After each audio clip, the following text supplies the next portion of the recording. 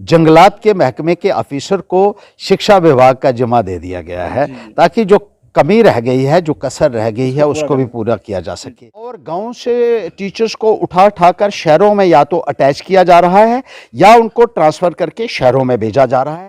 जो स्कूल बनाए गए थे हमारे दौर में, उनको सफ़ेदी तक कहीं नहीं हुई है, और जहां रिपेयर्स की ज़रूरत है वहां कोई रिपेयर्स नहीं हुई है। जो तालीम का विभाग है वहां अब जंगल राज चल रहा है। पहले ही कोई कसर नहीं छोड़ी थी, लेकिन अब जंगलात महकमे से ही ऑफिसर को लाकर जहां जो लगा दिया, तो पूरी कसर जो बची खुची थी वो भी पूरी हो गई।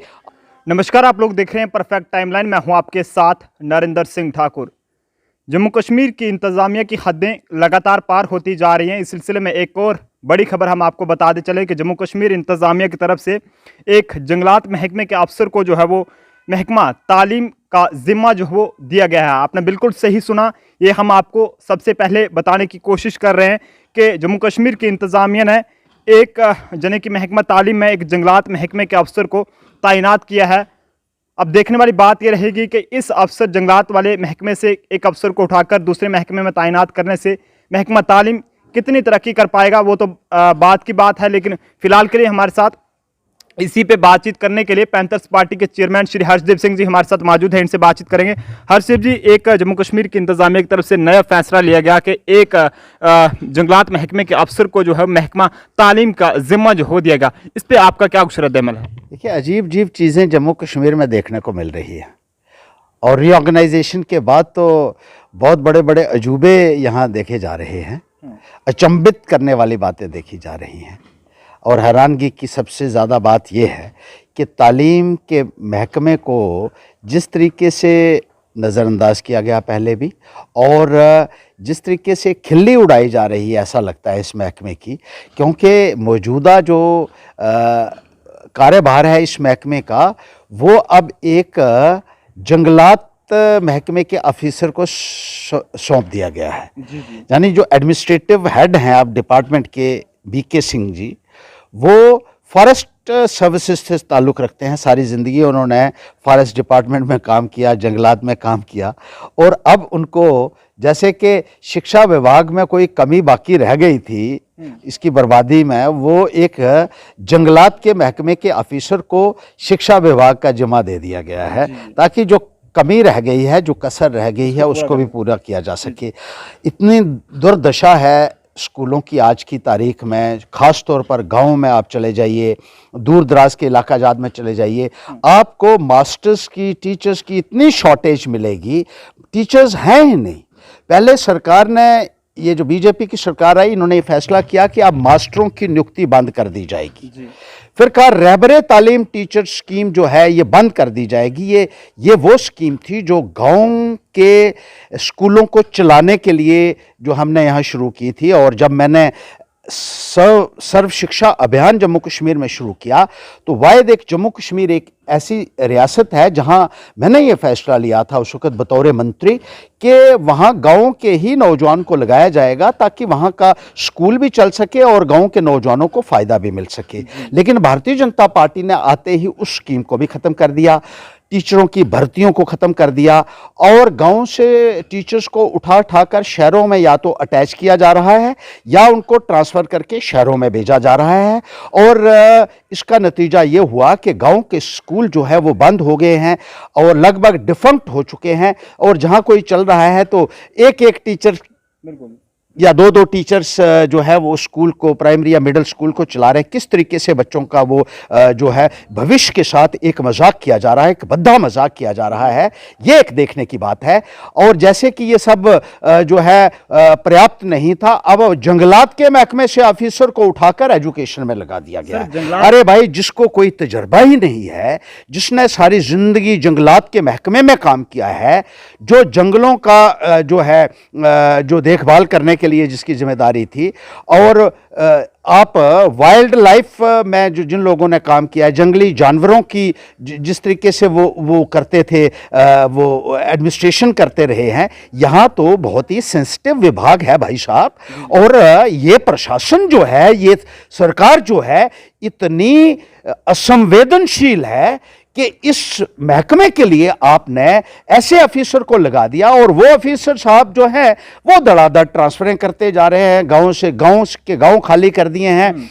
6-6 महीने के बाद ऐसा देखा गया है कि टीचिंग स्टाफ को ट्रांसफर किया जा रहा है और एक्सट्रेनियस कंसिडरेशंस के ऊपर ट्रांसफर किया जा रहा है। ऐसा कहा जा रहा है कि भ्रष्टाचार का बोलबाला है और कायदा और कानून और नियमों की धज्जियां उड़ाते हुए ट्रांसफर की जा रही हैं। और इसका जीता जागता प्रमाण यह है कि जगह जगह टीचर्स यूनियन, मास्टर्स यूनियन प्रदर्शन कर रही हैं। आप देख रहे हैं कि हर एक जिले में आपको मिलेगा, हर एक तहसील लेवल के ऊपर मिलेगा कि टीचिंग कम्युनिटी के अंदर भारी रोष है, क्योंकि कायदा और कानून की धज्जियां उड़ाते हुए, ट्रांसफर पॉलिसी को दरकिनार करते हुए अपने चहेतों को और एक्सट्रेनियस कंसिडरेशंस के ऊपर जो है वो ट्रांसफर्स की जा रही हैं।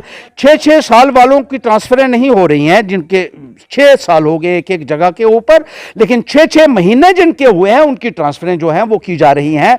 और कोई सुनने वाला इस प्रशासन के अंदर नहीं। इतनी लूट खसूट यहां चल रही है, और ना केवल लूट खसूट इस ट्रांसफर के धंधे में, पोस्टिंग के धंधे में चल रही है, बल्कि जो स्कीमें इंप्लीमेंट करनी थी उनके ऊपर कोई भी तवज्जो नहीं दी जा रही है।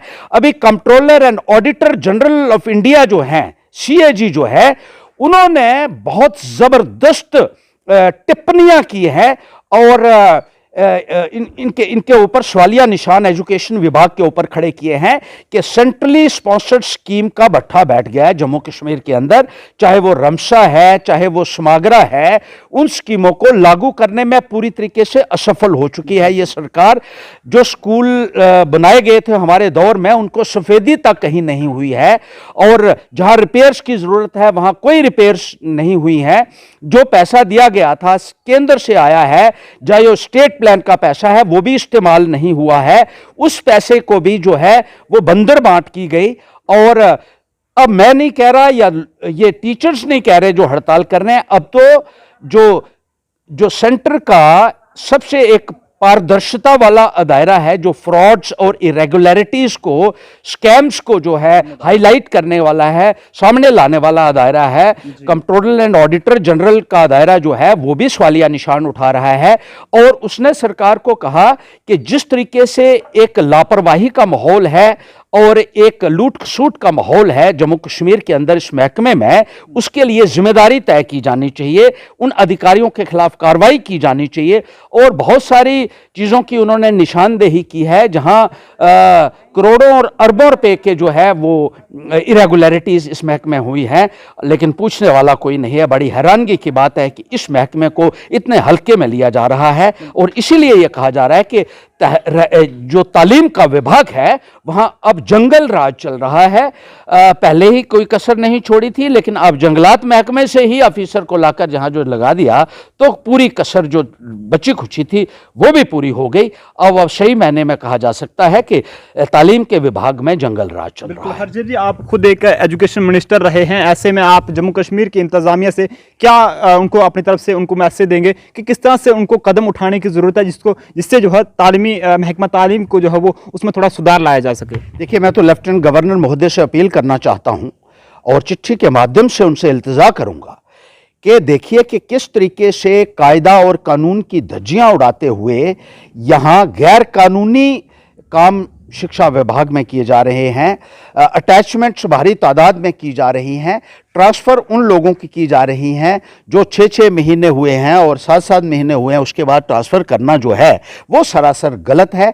और 6 साल वाले, 7 साल वाले जो हैं उनको इनकन्वीनियंट समझकर वही रखा हुआ है जहां वो काम कर रहे हैं। ट्रांसफ़र पॉलिसी की वायलेशंस इतनी ज़्यादा हो रही हैं जिसका हिसाब ही कोई नहीं है। और जो स्कीमें स्टूडेंट्स के वेलफेयर के लिए लाई गई थी, जैसे कि जो मॉडल स्कूल्स बनने थे वो नहीं बनाए गए।